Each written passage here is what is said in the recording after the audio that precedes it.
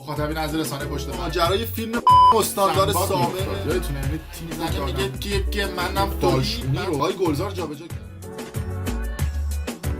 درود به مخاطبین عزیز، بنده امین فردین خوشحالم که به همراه تیمم بار دیگه با یک برنامه پشت پرده دیگه با شما هستیم. امیدوارم که هر کجای این کره خاکی که هستید و صدای گرفته و تصویر منو میبینید و میشنوید حال دلتون خوب باشه. امروز قصد اینه که در برنامه پشت پرده افشا بکنیم صنعت پر رونق سینمای ایران رو و یه برنامه متفاوت و پشمریزون برای شما داریم. راجع به آدم‌های مختلف و سلبریتی‌های مختلف صحبت می‌کنیم، چون خیلی برای من کامنت اومده بود، دایرکت اومده بود که آقا مثلا راجع به احسان علیخانی بگو، راجع به نمیدونم یوسف تیموری بگو، سینا مهراد چقدر برای من اومده بود و یه مقداری هم راجع به سینمای ایران و فساداش صحبت بکن، چون ماشاءالله صنعت پر رونق سینمای ایران، شما 100 قسمت برنامه 1000 تا ویدیو هم تولید بکنید مگه تموم میشه؟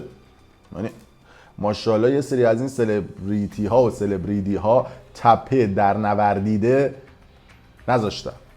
البته توی ایران هم یه سری افراد مثلا آقای رائفی پور و یه سری از آدم‌های دیگه هم حالا بعد از چند سال به حرف ما رسیدن و دارن میگن که در سینمای ایران فساد وجود داره. در بدنه سینما ایران هر کسی پول داشته باشه میتونه بیاد بشه تهیه کننده، کارت تهیه کنندگی میگیره، کارت کارگردانی میگیره و میتونه تو سینما ایران همه رو ببخشید هر کاری که دلش بخواد بکنه. اما از جنبش میتو شروع میکنیم که الان چند ماهی هستش که بعد از افشاگری ما سلبریتی های مختلف اومدن عضو جنبش میتو شدن. یه عده اومدن او هوا پس خارج شدن، یه عده رو تهیه کننده بهشون گفتن که تو که تا دیروز به ما میدادی، حالا چون دیگه نمیدی رفتی داری امضا میکنی. یه عده از تهیه کننده ها اومدن شکایت کردن. نمیدونم یه سری از افراد مثل مهدی کوشکی، آقای شهرام گیلابادی، معاون آقای قالیباف رفته بود شکایت کرده بود از یه سری از افراد، گفته بودن که نه ما اصلا کسی رو نکردیم، ما کسی رو نمالیدیم و خلاصه با کمال پررویی اومدن و رفتن در دستگاه مختلف قضایی شکایت کردن. حالا بعد ببینیم که وضعیت پروندهشون چی میشه. اما جنبش میتو اون چیزی که مشخص هستش یه حرف داره، اونم این هستش که امین فردین در طول این 2-3 سال که بهش پشت خار مادر میدادید و میگفتید که در بدنه سینما ایران فساد نیست و همه در حال ذکر و دعا و راز و نیاز هستن و همه در حال کار خیر و عبادت و کارهای فرنگی هستن، اثبات بهشون شد که امین فردین داره راست میگه، زرت و زورت هم دارید بیانیه میدید.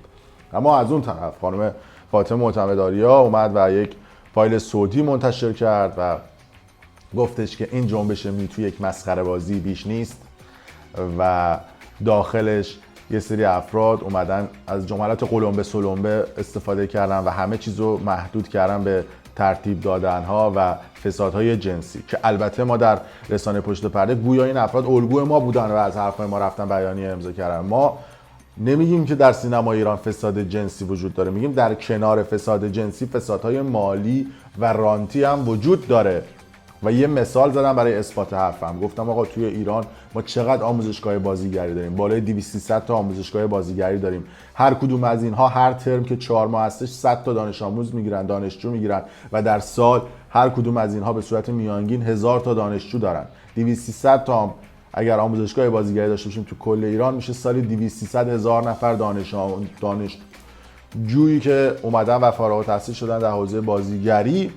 جمع و ضرب بکنید در طول این 10 سال گذشته ببینید چه عددی میشه. نزدیک 2-3 میلیون ما فقط افرادی رو داریم که رفتن کلاس‌های بازیگری دیدن اما یه سکانس هم بهشون ندادن بازی کنن و فقط توی شهرستان ها دارن یه عده رو میتیرن، یه سری بازیگر رو برمی‌دارن میبرن تدریس میکنن و یه عده از این بازیگران البته به یه ورشون نیست اگر ممنوع کار بشن، میگن آقا ما فوقش ممنوع کار میشیم و توی سینما و تلویزیون اصطلاحاً فعالیت نمی‌کنیم، عوضش میریم یه آموزشگاه بازیگری میزنیم یا میریم توی آموزشگاه تدریس میکنیم، نفری 50 میلیون میگیریم، 20 تا شاگرد هم داشته باشیم خدا بده برکت میشه 1 میلیارد 200 میلیون میدیم آموزشگاه، 800 میلیون میذاریم تو جیبمون.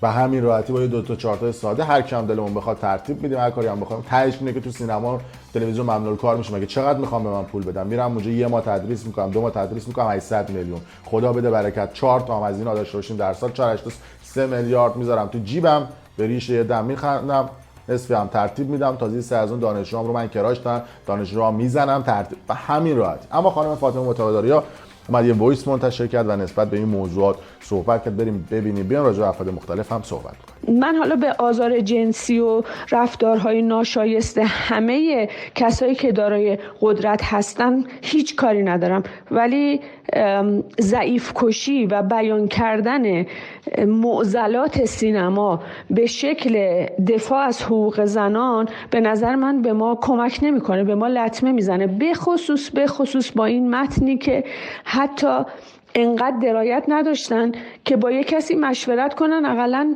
یه چیزی بنویسن که توش نقل قولهای مجهول وجود نداشته باشه، درش یک قاطعیت به دست آوردن حقوق حق انسانی باشه، نه فقط حقوق زنان، نه فقط مسائل جنسیش. به نظر من این یه بیانیه خطرناکه. اگه بچه‌ها توانشو دارن بیان با هم توی خانه سینما بشینن، یه مجمع تشکیل بدن، برن دونه دونه از بچه‌ها بپرسن کی چه مشکلی داره، اونجا خیرشونو بگیرن، همونجا حتی اگه شده کسی رو ممنوع الکار کنن، زندان کنن، هر کاری باید بکنن همونجا بکنن. این که ما بخوایم اینجوری فریاد بزنیم توی جامعه، میخوایم کی بفهمه؟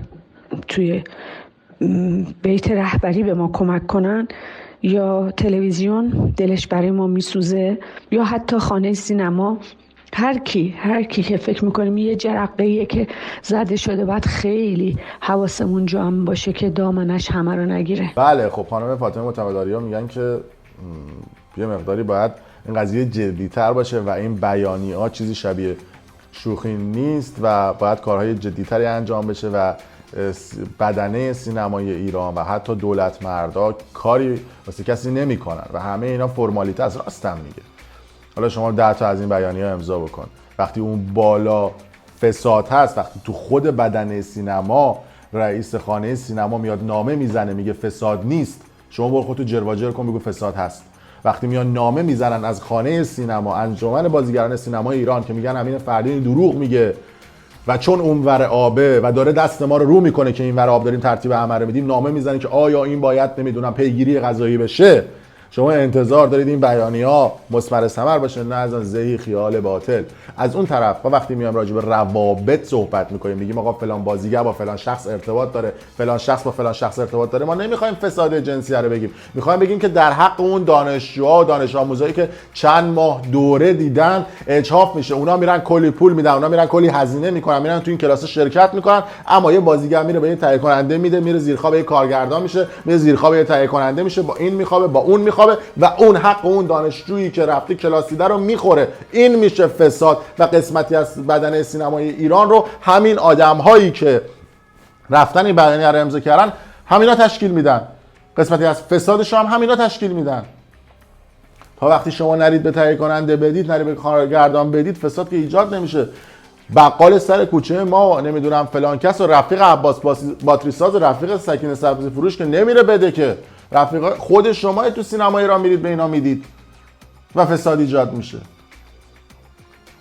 فکر زدم چقدر حرف زدم، یه تیک حرف زدم، بیرونم هی صدای آمبولانس میاد، اصلا یه چیز عجیب غریبی، یا نمیدونم کنار ایستگاه نمیدونم پلیسی، نمیدونم ایستگاه چی میاد صدا نویز میندازه، منم عصبی میکنه. ببخشید دیگه اگر از جنگ‌های این صدای نویز اومد بدونید که ماشاءالله هی رد میشه روشن. مثلا یکم آروم‌تر بگذریم. احسان علیخانی هم خبر رسیده گویا نامزد کرده با این خانم هانایی که من قبلا راجبش صحبت کرده بودم و خبرگزاری رکنا و چند تا از خبرگزاری ها هم خبرش رو پوشش دادن و حالا شاید آخر امسال خبرهای جدی تری بیاد بیرون از احسان علیخانی با این خانم هانا که گویا قضیهشون جدی هستش. البته احسان علیخانی رابطش با این هانای چندین سال هست. حالا لابلای هانای از چنگای لیلا بلوکاتی بود، ایکسی بود، بای بود، حالا با اونا میرفت بازار آزاد میومد، ولی خب این هانا قضیهش جدی تره. حتی من شنیده بودم که هانا باردار بوده از احسان علیخانی و قضیه گویا جدی هستش. حالا بعد ببینیم که در روزهای آینده خبر میرسه یا نه. خیلی گفته بودن که آیا این خبر حقیقت داره یا نه، گویا اینطوریه. یوسف تیموری هم بگم آقا ایشون متخصص صیغه کردنه، یعنی من تا الان 7-8 تا صیغه نامه دستم رسیده با عکسای یوسف تیموری با دختره مختلف. این تخصصش صیغه کردنه، از 500,000 تومان تا 1 میلیون تا دیگه ماکسیموم یه سکه صیغه میکنه و ماشاءالله کارو در میاره. حلال هم از کسی هم نمیتونه خفتش بکنه. و تو خیابون مجده تهران اونجا یه دونه خونه رفیقش داره میبره اونجا، با رضا شفیعی جمع دوتایی با هم دیگه چی بگم ترک یه کارایی میکنن با هم دیگه. و یه دونه رفیق هم داره به اسم مهدی که به مهدی کویتی معروفه، با اون زیاد حالا هول میکنه. خلاصه تخصصش صیغه کردنه. حالا لابلاش اگه راه داشته باشه عقد و ازدواج هم میکنه. دمش گرم. سینا مهراد الان در حال حاضر با آقای سهیلی پدرش که میشه در حال حاضر، چون سینا اسم فامیلش رو عوض کرده از سینا سهیلی که از سینا مهراد، با پدرش فعلا به مشکل خورده و شنیدم با یه دختری به اسم ستایش نامزد کرده. یه مدتی هم با الناز حبیبی تیک و تاک میزد و قبلترش با ریحانه پارسا که اونم خواستم در جریان باشید. و شهرام گیلابادی رو به شما بگم که ایشون به همراه آقای کوشکی توی همین جنبش میتو شکایت شد ازشون و شکایت یعنی چجوری به شما بگم افشاگری شد ازشون و اینا هم رفتن شکایت کردن. شهرام گیلابادی قبلا توی رادیو کار میکرد، یعنی اولش 15-16 سال پیش، و چون خانواده شهید بود بهش اونجا سمت دادن و رادیو جوان رو خوب آورد بالا. فکر کنم رادیو جوان بود اگه اشتباه نکنم. و اونجا توی ساختمون شهدای رادیو توی جام جم یه دونه دفتر داشت که به خانه پرنده ها معروف بود و اونجا دیگه تا دلتون بخواد مجریای رادیو، کسایی که میخواستن کار نمایش بکنن، میگفتن همشون باید پروندهشون از زیر دست آقای شهرام گیلابادی که معاون قالیباف هم هست رد بشه، که البته منظورشون از پرونده بدنشون بود، یعنی پروندهشون یعنی بدنشون رد بشه، که 5 سال پیش گویا از رادیو اخراج میشه میره توی رادیو نمایش میدون ارگ و اونجا هم دیگه نگم براتون برای اینجوری انجام میداده، ولی خب معروفه بین همه. یعنی میخواد کار بگیرید بعد برید پیش شهرام گیلابادی که الان هم دیگه یه نمونه آخرش هم مجده لواسانی بود که ارتباط داشت باشه. پژمان جمشیدی هم که با خانم نگار فرهمنده، فکر کنم یه چند روز دیگه به صورت اختصاصی توی یکی از رستوران‌های تهران مراسم عقدشونه، عروسیشون هم توی ترکیه قراره برگزار بکنن، چون خیلی گفته این پژمان جمشیدی چیزش دیگه دست از دختربازیش فکر کنم برداشت، متخصص حالا چیزایی مثلا بعداً بهتون میگم. باران کوثری هم شنیدم که با آرمان درویش ارتباط داره و این آخرین ارتباط از مجموعه رل زدن‌های سلبریتی ها بود. افراد دیگه هم هست اما تصمیم گرفتم که ویدیوها رو در حد همون 14-15 دقیقه نگه دارم و ویدیوها رو طولانی تر نکنم، چون خیلی از دوستان ایراد گرفتن که آقا ویدیوهاتون طولانیه. یه لطفی بکنید اگر دوست داشتید کانال یوتیوب برنامه پشت پرده رو سابسکرایب کنید، ویدیو رو لایک کنید و برای ما کامنت بذارید اگر دوست داشتید و به اشتراک بذارید. ممنون از شما.